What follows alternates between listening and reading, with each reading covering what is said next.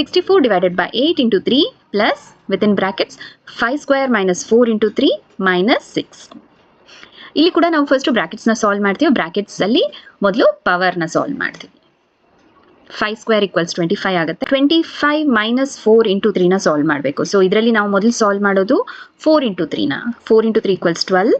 25 minus 12 ಏನಾಗುತ್ತೆ? 13 ಆಗುತ್ತೆ. ಈಗ ನಾವು ವಿತಿನ್ ಬ್ರಾಕೆಟ್ಸ್ ಇಕ್ವೇಷನ್ ಸಾಲ್ವ್ ಮಾಡಿದ್ದೀವಿ. ನಮಗೆ ಬರುವಂಥ ಇಕ್ವೇಷನ್ ಏನು? 64 divided by 8 into 3 plus 13 minus 6.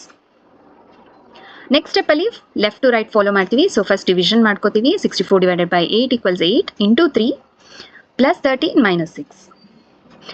ಮತ್ತೆ ನಾವು ನೆಕ್ಸ್ಟ್ ಸ್ಟೆಪ್ಪಲ್ಲಿ ಮಾಡೋದು ಮಲ್ಟಿಪ್ಲಿಕೇಶನ್. 8 3s 24 ಆಗುತ್ತೆ ಪ್ಲಸ್ 13 ಮೈನಸ್ 6. ಈಗ ಇದನ್ನು ಸಾಲ್ವ್ ಮಾಡಿದ್ರೆ ನಮಗೆ 37 ಮೈನಸ್ 6 ಆನ್ಸರ್ ಬರುತ್ತೆ. ಫೈನಲ್ ಆನ್ಸರ್ 31 ಆಗಿರುತ್ತೆ ಈ ಇಕ್ವೇಷನ್ದು. ನಿಮಗೆ ಜನರಲಿ ಇಲ್ಲಿ ನೋಟ್ ಮಾಡ್ಕೋಬೇಕಾಗಿರೋ ಪಾಯಿಂಟ್ಸ್ ಅಂದರೆ always solve the division and multiplication from left to right.